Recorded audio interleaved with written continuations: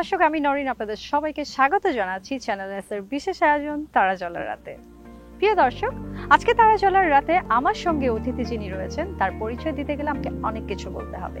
তিনি একাধারে একজন লেখক, কবি এবং বাংলাদেশের একজন জনপ্রিয় রক স্টার, এবং তিনি সোনার বাংলা সার্কাস ব্যান্ডের ভোকালিস্ট।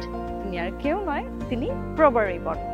ভাইয়ের সঙ্গে কিছুক্ষণ আগে আমার কথা হয়েছে, চলুন তার সঙ্গে কথা বলবো এবং তার সঙ্গে আজকে সারা রাত কাটাবো, সারা ঢাকা শহর ঘুরবো, তার গান শুনবো, তার সঙ্গে গল্প করবো। চলো। হ্যালো ভাইয়া। ভালো আছি, আপনি কেমন আছেন? আমি আপনাদের অপেক্ষায় বসে বসে গিটার নিয়ে টুংটাং টুংটাং টুংটাং করছি। ভাইয়া, আজকে আমাদের তারা জ্বলার রাতটা আপনাকে নিয়ে সাজিয়েছি এবং আজকে আপনাকে নিয়ে আমরা পুরো ঢাকা শহর এক্সপ্লোর করব, আপনার পছন্দের জায়গায় ঘুরবো, আপনার পছন্দের খাবার খাবো, আপনার সঙ্গে গল্প করবো এবং আপনার গান শুনবো। ভাইয়া, তার আগে আপনার সঙ্গে একটু গল্প করে নেই। কেমন আছেন বলেন, কেমন যাচ্ছে দিনকাল? ভালো, অনেক ভালো। ব্যস্ত সময়। আচ্ছা, এই ব্যস্ত সময় অনেক জার্নি চলে যায় আর কি, মানে সময় সময়। আসলে শিল্পী মানুষের লাইফটা তো এরকম, আলাদা কোনো সত্তা আসলে নেই, এটা মানুষ কেউ বেছে নেই। একজন কৃষকের সাথে একজন বড় একজন শিল্পীর কোনো পার্থক্য নেই। একজন কৃষক, একজন শিল্পী, সে একটা গান লেখে, শূন্য থেকে একটা গান লেখে, সেই গানটা বাতাসে ভেসে বেড়ায়, মানুষ শুনে, মানুষ সাথে কানেকশন করে। যেভাবে একজন কৃষক একটা শূন্য মাঠে বীজ বুনে ওটাকে পরিচর্যা করে, শস্য ফুলে ওঠে এবং ওই শস্য খেয়ে মানুষ বেঁচে থাকে, বিষয়টা একই রকম। এটা জাস্ট, এটাকে আলাদাভাবে গ্লোরিফাই করার কিছু নেই। শিল্পী জীবন হয়তো এদের গ্লোরিফাই করে ইন্ডাস্ট্রি, মিডিয়া, মানুষজন চিনে, তো এটাকে একটা আলাদা গ্লোরিফাই করে। এটা একটা একটা চয়েস, একটা মানুষের পছন্দ যে সেই দিকে এই কাজটা করবে। এটা কোনো, এই যে কোকিলটা গান গাচ্ছে, ওর আর আমার ভিতর কোনো পার্থক্য নেই, আমরা একই, দুজন একই। ও হয়তো ওর মিডিয়া কাভারেজ নেই, ওর এরকম কেউ ইন্টারভিউ নেয় না বলে ওকে নিয়ে এইভাবেই হয় না, একই। তো ওইভাবে অন্যান্য ওর সব মানুষের মতোই আমার জীবনের কাজকাম নিয়ে অনেক ব্যস্ততা চলতেছে। আচ্ছা, এখন এই যে ব্যস্ততায় আপনি আমাকে সময় দিয়েছেন, এই সারাটা রাত আজকে আপনাকে নিয়ে ঘুরবো, আড্ডা দিব, আপনার গান শুনবো। তো ভাইয়া, প্রথমে যদি আপনার কণ্ঠে একটু তুইলেন গান শুনতে পারি। কোকিলটা সুন্দর গাচ্ছিল কিন্তু আমার থেকে।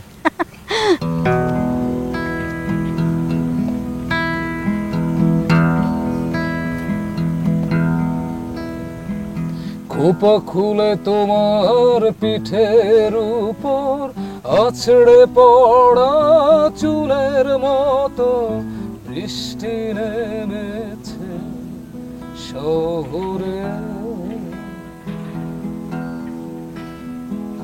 মৃত এই শহর ধুলোই মলিন, গনগনে গরমে উনুনের পাশে বৃষ্টি নেমেছে শহরে।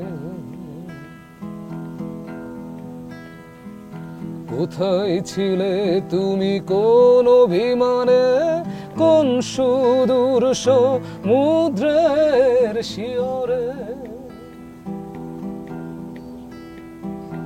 এলেই যখন থেকে যাও আরো কাছে, তোমার চুলে মুখ ডোবানোর আর কে কোথায় আছে? কোথায় চলে গিয়েছিলে একবার এসে, কোনদিন আর তাকালে না পেছনে ফিরে। বাহ বাহ বাহ বাহ, অসাধারণ অসাধারণ। এটা নতুন গান, এটা নেক্সট অ্যালবামের গান।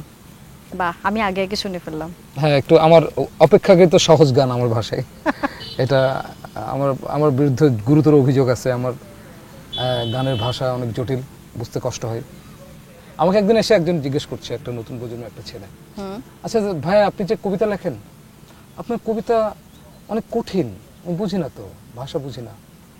আমি তাকে বললাম, তুমি বাংলা ভাষাটা ঠিক মতো জানো না, সেটা আমার দোষ। তুমি কেন জানো না? এত সুন্দর একটা ভাষা, পৃথিবীর অন্যতম শ্রুতিমধুর ভাষা। আমি শ্রেষ্ঠ ভাষা বলছি না, সবার যার যার মাতৃভাষা তার কাছে শ্রেষ্ঠ, শৈশবে যে শেখে, কিন্তু বাংলা ভাষা আসলে অনেক শ্রুতিমধুর।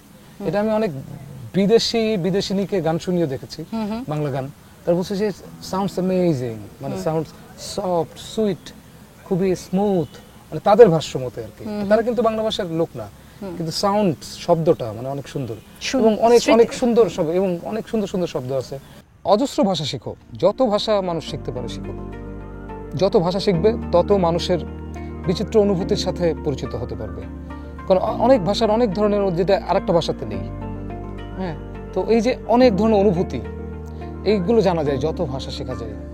এই কোকিলের ভাষাটা আমরা ওইভাবে শিখতে পারিনি, ও আসলে কি বলতে চাচ্ছে। আমরা আমাদের মতো একটা ব্যাখ্যা করে নিচ্ছি প্রেমের কারণে, অন্য কারণে তো আরো অনেক কিছু থাকতে পারে। তো প্রতিটা ভাই, এই যে আমি শিখলাম যে আমি জানছি যে কোকিলের ভাষাটা, এই ডাকটা ওর প্রেমের ভাষা, ওর সঙ্গিনীকে খোঁজার ভাষা। এই যে এটা জানার পরে কিন্তু আমাদের একটা আলাদা ধরনের একটা অনুভূতি হলো, এবং ওই কোকিলটা আমাদের কবিতার ভিতরে ঢুকে পড়লো, গানের ভিতরে ঢুকে পড়লো, প্রেমের পাখি হিসাবে সে পরিচিত হয়ে উঠলো। তো আমিও পৃথিবীর অজস্র ভাষা শিখতে পারি, এবং সেই ভাষা শেখাটা আবার আমার খুব, মানে আমি যে শিখে যে খুব যাতে উঠে গেলাম ব্যাপারটা তা না, আমি জানলাম। তো এইভাবে নিজের ভাষাটাও ঠিক মতো শেখা যায়। এখন সেই ভাষাটা শিখছে না বলে আরেকজন কবি যে আজীবন ভাষা শেখার চেষ্টা করছে, অনুভূতির ভাষাটাকে জানার চেষ্টা করছে, তাকে বলা হচ্ছে সে দুর্বোধ্য। তাকে দোষ, মানে দোষটা কিন্তু পাঠকের, দোষটা কিন্তু শ্রোতার, দোষটা কিন্তু দর্শকের, যে সে এই জিনিসগুলোকে জানে না, সে জানার চেষ্টা করেনি। তার জীবন বাস্তবতা হয়তো শিল্পীর মতো সে জানবে না, তার আর অন্য কাজে সে ব্যস্ত, তো তার সেখানে সে টাইম পাস করে। এখন আমি একজন কবি হিসাবে যেভাবে জানাচ্ছি, সে হয়তো অতটা দিবে না, কিন্তু পাঠক হিসাবেও তো তার ভাষাটাকে ঠিক মতো জানার ব্যাপার আছে। তো এই ভাষা শিখলে কি হয়, ধরুন আমি একটা ল্যাটিন গান শুনতেছি, আমি ভাষাটা জানি না, ওটা আমার কাছে তখন শুধু সুর।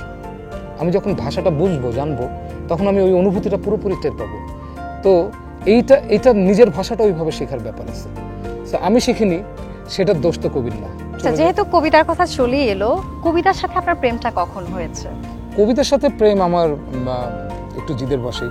আচ্ছা, মানে ঠিক আমি ওরকম না যে ছোটবেলা থেকে কবিতা লিখতাম, বার্ষিক স্কুলের ইসে ছাপা হতো বা কবিতা পড়তাম, শিশু একাডেমি, কমিটি, শিল্প, এই ধরনের কোনো ব্যাপার কবিতার সাথে আমার ছিল না।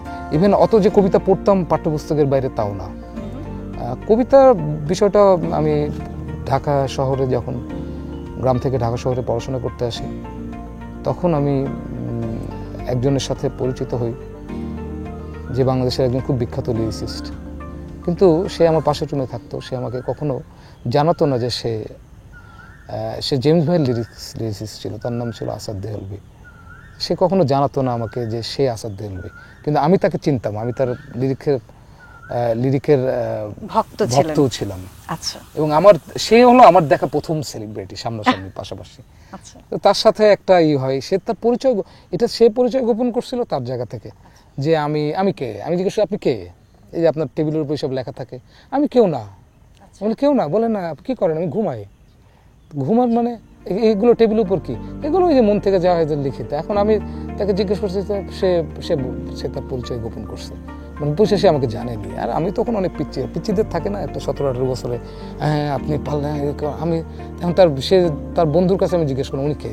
ছিল না, উনি দুঃখিনী দুঃখ করো না লিরিক্স লেখা সেই আসাদ দেলভি। আমি বলি, আসাদ দেলভি, আমি তো ওনার অনেক পছন্দ করি, মানে উনি মানে সেলিব্রিটি, উনি আমাকে জানো, মানে ওনার পরিচয় গোপন করলেন, উনি ভাব মারলো আমার সাথে। আমি গেছি ওনার কাছে, আপনি আমার সাথে ভাব মারলেন কেন? আমিও দেখাই দেবো আপনাকে কবিতা, আমিও কবিতা লিখতে পারি। তা এরকম জায়গা থেকে আমি রুমে এসে একটা খুবই শিশুসুলভ ভাবে ওই কবিতাটা লিখলাম। তারপরে আমার একজন পরিচিত কবি বড় ভাই ছিল, যে আমারই গ্রামের, এই শাহবাগে, তাকে কবিতাটা দেখালাম। সে বললো, তুমি এটা একটা পত্রিকায় নিয়ে যাও। ওই পত্রিকাতে কবিতাটা নিয়ে গেলাম, এবং কাকতালীয়ভাবে কোনো বাচ্চাদের ইসে না, একটা সাহিত্য সাময়িকীতে কবিতাটা ছেপে দিল আমার লেখা প্রথম। এখন এই পুরো জিনিসটা না মিরাকলের মতো, এটা মানে প্রকৃতি বোধহয় ঘটাইছে আমাকে, যে পেঁচায় ফেলা। তো এই যে ঘটলো, এবং দেশের নামকরা কবিদের সাথে সাময়িকীতে একই সাথে, বাচ্চাদের, শিশুদের পাতা না কিন্তু বড়দের পাতা। এবং তখন 98-99 সালে পত্রিকাতে, সাময়িকীতে, দেশের বড় পত্রিকার সাময়িকীতে কবিতা ছাপানো একটা ব্যাপার ছিল। মানে সে মোটামুটি কবি মহলে একটা পরিচিত হয়ে যায়, যে হ্যাঁ ওর কবিতা ছাপছে, এটা তো একটা ইসের ব্যাপার। তো ওটা ছাপলো, আমি বললাম কি, আমি তো কবি না, আমি তো কবিতা লিখি না, এটা কেন হলো? এটা এই ঘটে গেল। আমি বললাম, বা আমি তো পারি, মানে একটা ঠাস পারি। তারপরে লেখায় ঢুকে গেলাম। তারপরে মজা, এ তো অন্য জিনিস, মানে আমি কোনোদিন আমার যে ভিতরের যে সত্তা, এই ভিতরের সত্তাকে তো আমি কোনোদিন আসলে রূপে দেখিনি। আমি স্কুলের তৈরি, পরিবারের তৈরি, সমাজের তৈরি, একটা অজস্র মানুষের মতো একটা মানুষ, একটা সাধারণ অজস্র মানুষের মতো। কিন্তু আমার ভিতর যে একটা জগৎ আছে, যে জগৎটা পৃথিবীর আর কারোর মতো না, যে জগৎটা আমি যদি প্রকাশ করি তাহলে আমি জানতে পারবো, সেটা আমার মনোজগৎ। পৃথিবীতে কিন্তু এরকম যে পৃথিবীতে অজস্র মানুষ, কিন্তু এবং একটা পৃথিবীতে অজস্র মানুষ, কিন্তু আবার প্রতিটা অস্তিত্বের ভিতরে পৃথিবী আলাদা। সো পৃথিবী অজস্র, প্রতিটা মানুষের পৃথিবী অজস্র, এক একজনের পার্সপেক্টিভ এক রকম, এক একজনের মনোজগৎ, এক একজনের মনোজগৎ একরকম, এক একজনের মানে সব কিছু আলাদা আলাদা, অনুভূতি আলাদা। সেই আমার এই অনুভূতিগুলোকে আমি যখন একটা বিমূর্ত অনুভূতি থেকে যখন রূপ পেল সাদা কাগজে, আমি একটা সৃষ্টির আনন্দ পেয়ে গেলাম। সৃষ্টি আনন্দ থেকে কবিতা লেখা শুরু, সাময়িকীতে দেওয়া শুরু, এবং রেগুলার সাময়িকীতে ছাপা হচ্ছে আমাকে একটা সেলিব্রিটি কবি একদম ভাব।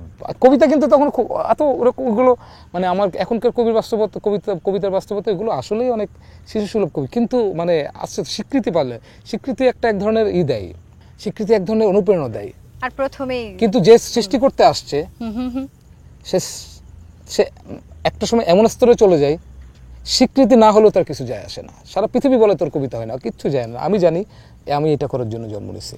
ভাইয়া, এই নির্জন রাতে আপনার সঙ্গে গল্প করছি, আপনার সঙ্গে গল্প করতে আমার ভীষণ ভালো লাগছে। আপনার কাছ থেকে অনেক কিছু শিখতে পারছি। আমি অনেক বকবক করি, এটা মানুষের ভালো লাগে। আমার কিন্তু শুনতে ভালো লাগে, আমি একজন ভালো শ্রোতা, আমার শুনতে ভীষণ ভালো লাগে, আমার খুবই ভালো লাগছে। তো এই যে আপনি কবিতা লিখেছেন, প্রথমে বললেন, এই কবি থেকে রকস্টার হয়ে যাবার গল্পটা যদি একটু বলতেন। রকস্টার মানুষের দেয়া উপাধি। কবি থেকে আমি রকস্টার হইনি, কবি থেকে আমি গায়ক কিভাবে হলাম। কারণ অন্যের দেয়া উপাধিকে আমাকে অনেকে নরকের কবি বলে, আমি নিজে কিন্তু জীবনে কোনোদিন বলিনি আমি নরকের কবি। আচ্ছা, এটা তাদের দেয়া উপাধি। সো এটার জন্য আমাকে দায়ী করার কোনো কারণ হবে না। কারণ আমাকে কেউ যদি রকস্টার বলে সেটার জন্য কিন্তু আমাকে দায়ী করা যাবে না। আমি কিন্তু নিজেকে রকস্টার বলিনি, আমি বলছি আমি একজন গায়ক যে রক গান গাই।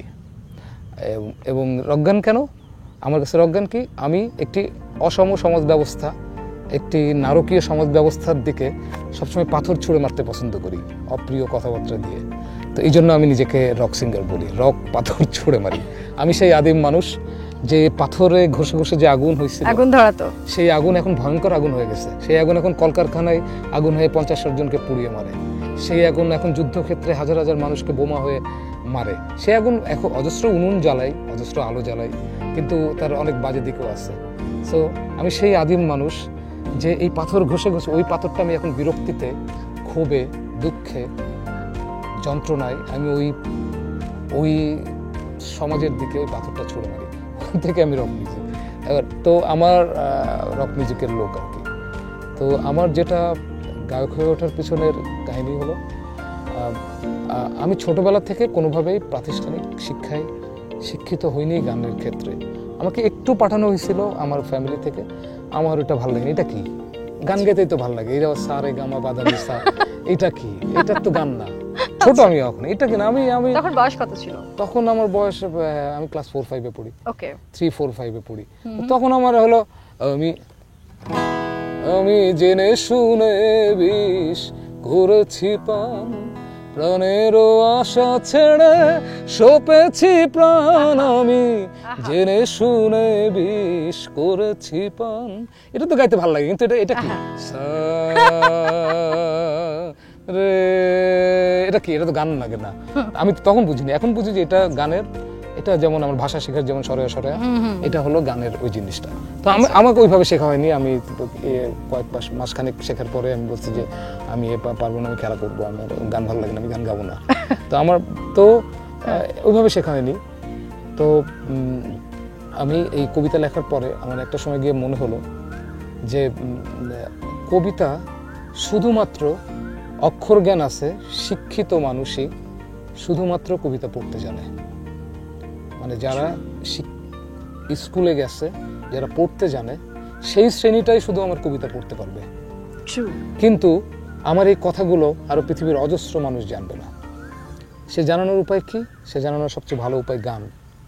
কারণ গান সবাই শুনতে পারে।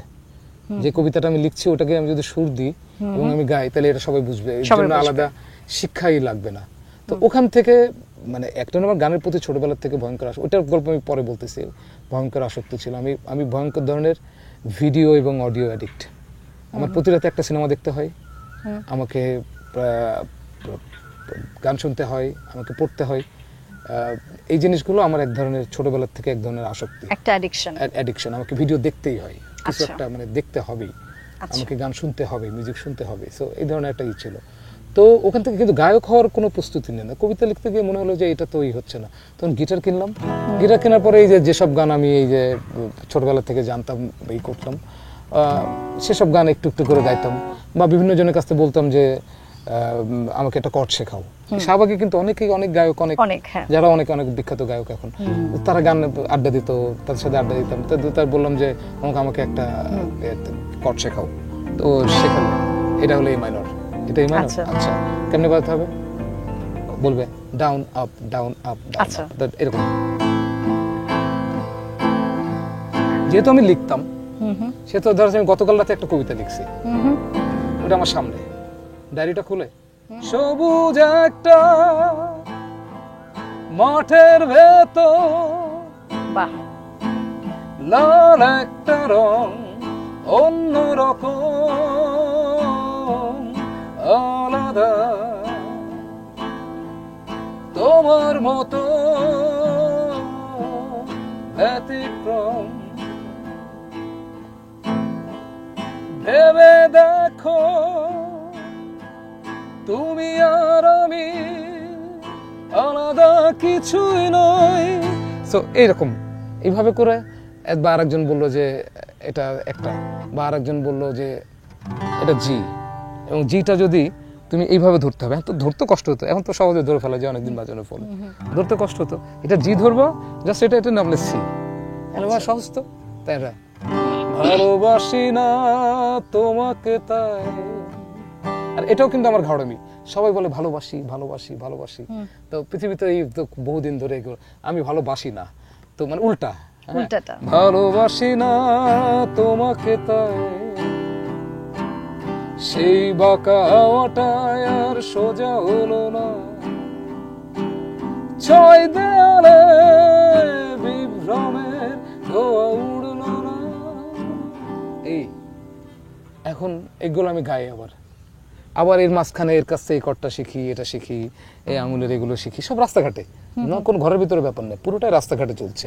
একজন ছেলে কবি হয়ে উঠছে, সাময়িকীতে লেখাছাপা হচ্ছে, যে কিছুদিন পরে সমস্ত সাময়িকী অ্যাভয়েড করবে, কারণ এই বিজ্ঞাপনওয়ালা পত্রিকায় সে তার লেখা ছাপতে রাজি না, সে লিটল ম্যাগের দিকে চলে যাবে।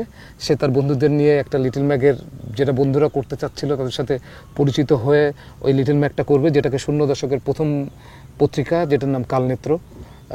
তারপর থেকে আমি আর কোনো সাহিত্য সাময়িকীতে বা পেপার পত্রিকাতে কখনো লেখা ছাপিনি। তারপরে ওই যুগ যখন শেষ হলো, তারপরে আমার এই ফেসবুকে, তারপরে বই, এই হলো আমার কবিতা ছাপার জগৎ। তো তখন এই শিখতেছি, এই আড্ডা দিচ্ছি, একটু মানে এই এরকম এই জিনিসগুলোই হচ্ছে। তো ওই সময়টাতেই আমি গান গাওয়া শুরু করলাম, এসব গান গাই, শিখতেছি।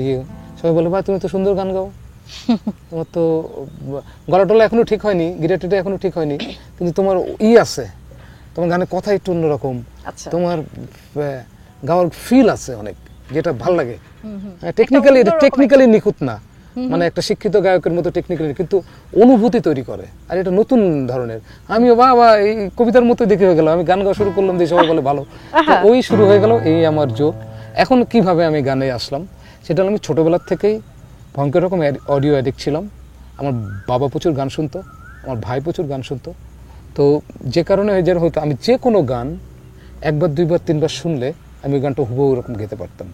সেটা কিশোর কুমার হোক, সেটা হেমন্ত মুখোপাধ্যায় হোক, সেটা সাগর সেন হোক, সেটা ইন্দু কিশোর হোক, সেটা মুজিব পরদেশি হোক, সেটা কবির সুমন হোক, মানে বা তখনকার সুমন চট্টোপাধ্যায়, বা আব্দুল আলিম হোক, বা শচীন্দ্র বর্মন হোক, যার আমার পাশে কোনো ধরনের গান, সেটা হিন্দি সিনেমার I M A disco dancer হোক, বা যাই হোক, হাওয়া হাওয়া ও হাওয়া খুশবু, যা হোক আমার পাশে, যা আমার শৈশবের কথা বলছি, আমার পাশে যা হতো আমি রেডিও ক্যাসেটে যা শুনতাম, এই গান আমি গেতে পারতাম। এবং যেটা হতো যে আমার বন্ধু বান্ধবের ভিতরে আমি একটু, আমার ফ্যামিলি, আমার বাবা স্কুলের হেডমাস্টার, ভাই অনেক ব্রিলিয়ান্ট স্টুডেন্ট, তো আমাকে খুব গ্রামের ছেলেপেলের মতো, আমাকে একটু শহরের ইসের মতো করে নাদুস নদুস হিসেবে বড় করা হয়েছে, খুব আদরে, একটু মোটা মোটা। কোনো খেলায় আমি ওদের সাথে পারি না। গাছে উঠতে ওরা সবার আগে গাছে উঠে যায়, ওরা সাঁতার কেটে সবার আগে নদী পার হয়, আমি হয়তো তখন সাঁতার শিখতেছি। তো ওদের ফুটবল খেলায় ওরা আমার থেকে আগেই হয়ে যায়, ক্রিকেট খেলায় মাঠে দৌড়াদৌড়ি, যত কিছু ওরা সব সময় আমাকে পরাজিত করে, কারণ ওরা খাঁটি মাটির ছেলে। আর আমি যেহেতু শিক্ষিত, অর্ধেক মাটির অর্ধেক হাওয়ায় মাঝামাঝি ঝুলে থাকা একটা সত্তা। তো এই অর্ধেক ঝুলে থাকা মানুষের ওদের সাথে জেতার কোনো উপায় ছিল না। তো আমি এই যা গান হতো, এই গানগুলো ওদের সাথে, ওদের সামনে গিয়ে হায়রে ডাক দিয়াছেন দয়াল আমারে, রইব না আর বেশি দিন তোদের মাঝারে, হায়রে ডাক দিয়াছেন দয়াল আমারে, চলতি পথে দুদিন থামিলাম, ভালোবাসার মালা খানি গলে পড়িলাম। এখন এই গান বা সিং নেই তবু নাম তার সিংহ, ডিম নাই তবু অশ্ব ডিম্ব, আরে ভেবা চাকা হাম্বা হাম্বা হাম্বা হাম্বা, বা যাই হোক, বা আমার সোনার ময়না পাখি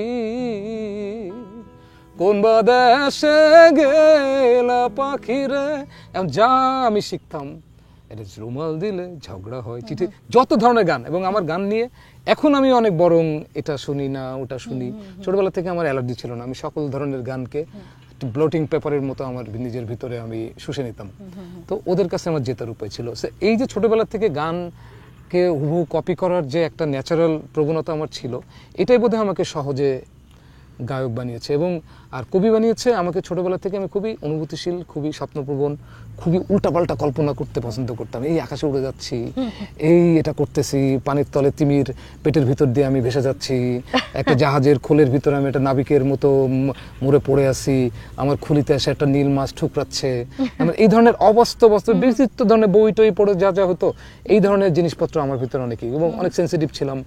কোনো ধরনের অন্যায় টন্যায় কোনো কিছু দেখলে খুব প্রতিবাদী, এই ধরনের একটাকে। তো সব কিছু মিলে আমার এই জিনিসগুলো আসলে সুপ্ত অবস্থায় ছিল, কিন্তু আমি যখন আমার পারিবারিক গণ্ডি ছেড়ে আমার নিজের মতো স্বাধীন জীবনযাপন শুরু করতে পারছি, তখন আসলে আমার নিজেকে এবং আমি কিন্তু রাস্টিক চেঞ্জ, আমি এই 17-18 বছর আমার ওই গ্রাম্য ফসলের স্কুল জীবন এবং তারপরে সেখান থেকে কলেজ লাইফ এবং দিয়ে আমার কিন্তু ওখানকার মানুষ আমাকে চিনতেই পারে না এখন।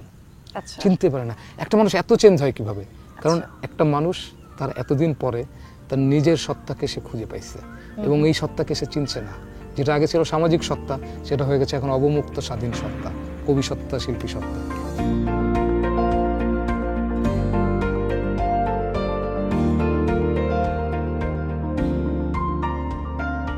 এই জায়গাটাতে আমি অনেক অনেক অনেক দিন রাত অনেক বসে থাকছি এখানে। এখানে আমার অনেক গানেরও জন্ম হয়েছে এখানে বসেই। আচ্ছা।